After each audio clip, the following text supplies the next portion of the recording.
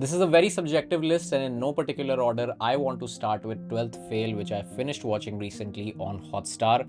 And I'm so happy that we finally have a film that hits very hard with its emotional impact, and it has finally landed in our lives. Without I'd heard so much about this film, and I'm so happy that none of those opinions were wrong. I also request you guys to please pay attention to the editing of this film because that also needs to be appreciated. If you want a companion film with 12th Fail that leaves you as emotionally shattered, the next film is Chitta, which is now streaming on Hotstar. Chitta says a lot about the current state of ruin in our society, especially how technology has occupied our children's lives left, right, and center.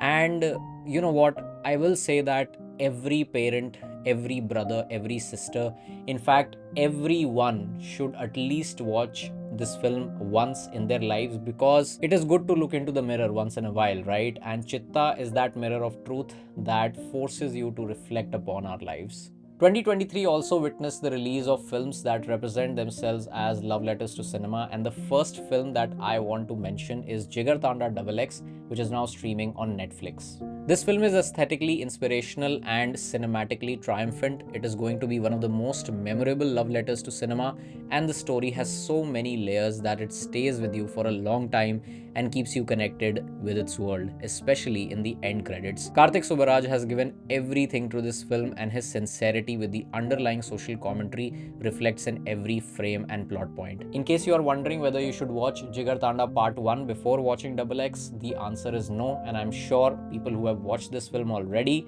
will reverberate the same in the comments. Talking about love letters to cinema, it would be a crime to not mention this Kannada film called Hostel Hudagaru Bekagiddare, which is now streaming on Z5. This film has one of the most creatively bonkers storytelling in the realm of Indian cinema, and it is also one of the most creative love letters to cinema. Hostel Hudagaru Bekagiddare is an absolute joyride, and you will have to keep rewinding most of the scenes to pause and appreciate the creative choices employed by the makers of this film, even for stuff that could have been done simply. And I really hope that someday I get the chance to speak to the makers of this film because I have a lot of questions because this film has a lot of things going on. Now, some films unfortunately did not receive the kind of reception that they deserved in the theaters, and the first film that I want to mention is Zwigato, which was directed by Nandita Das. This is such a relevant character study of someone whose job is equivalent to providing food. This film provides an axis which is of a creatively assertive yet benevolent nature to deeply understand the plight of those hard workers who thrive on our digital validation. Unfortunately, a lot of people who did visit the theaters thought that it is a funny film, and what's even more unfortunate is the lack of an OTT release of this film to this date. Actually, Sony Live did announce that they will be releasing the film on the platform, but till now that hasn't happened. I hope that happens as soon as possible. If anyone from Sony Live is watching this, I don't know if that's even possible, but yeah, if you know someone who works at Sony Live, or if you can share this video with as many people as you can, please release Vigato on OTT platforms because that film deserves a lot more appreciation and love. Another film that received a similar lukewarm response, in my opinion, in theaters is Joram.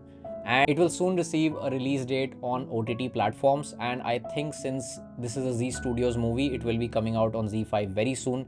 As soon as it is out, please do give it a watch. I also plan to make a video essay on it on this film because there is a lot that is going on in the movie and I want to dissect each and everything. The next Indian film that I want to mention is Fire in the Mountains, which is written and directed by Ajit Pal Singh, and it is now streaming on Sony Live. It is just a 1 hour 20-minute film, but the depth of the story matters the most. Honestly, I don't want to reveal anything. I just want you to watch this as soon as possible before it gets appreciated only in the list of the most underrated Indian films of all time.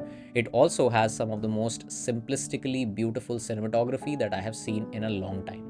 The next film that I want to mention is actually a documentary. It's called Borderlands and it is directed by Samarth Mahajan. The link for the same is in the description. Borderlands is now streaming on YouTube. This documentary narrates the untold and largely unnoticed reality of the residents in the bordering areas of our country. It provides an empathetic insight into the daily routines of 6 different individuals living near 4 different Indian borders who have been through thick and thin to make the best out of their lives. The most beautiful aspect of this genre of documentaries is the unfiltered perspective employed to capture a part of the real world that reveals more about the functioning of the human race. And another documentary film which you should absolutely watch is While We Watched by Vinay Shukla. You will find a link for the same in the description. The documentary is streaming on YouTube. Now, there is an Indian horror movie that was released this year that just took me by surprise, and that film is Aswins, which is now streaming on Netflix. Without giving away spoilers, I will just say that though the shooting style of this film is inspired by some cult classic horror films, this film doesn't entirely rely on that technique to narrate the entire story. It is an atmospheric horror that will surely keep you hooked and is a great example of how to truly understand and respect the genre by combining elements of intrigue, exposition, and sound design to narrate a chilling story. Now, before reaching the end of this video, I want to mention two more films whose artistic excellence just left me in a state of pride and made me experience lots of emotional fulfillment. I'm talking about Dhui and Pokhar Ke Dunu Par. Both these films are now streaming on Mubi. I cannot emphasize enough on the greatness of these two films, which fall under the art house cinema genre. And more than that, I really admire the meditative nature of these films. I'm sure you must have heard the term slow cinema, where everything is not moving at breakneck speeds. The narrative is devoid of dynamic pacing. Everything looks real despite being presented fictionally. The camera stays still. The characters and their scenarios feel very realistic. Nothing is rushed. There is a sense of serenity, and this is where both these films that are spiritual successors of each other just take your breath away.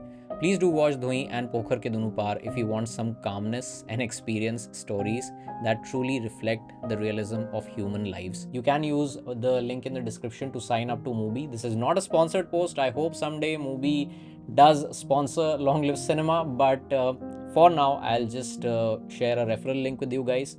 Please do sign up on Mubi and watch Pokhar Ke Dunu Par and Dhui, and many more Indian films, especially from the parallel cinema, are now streaming on Mubi. Please, it's absolutely worth your money. And now let us conclude this video with some honorable mentions.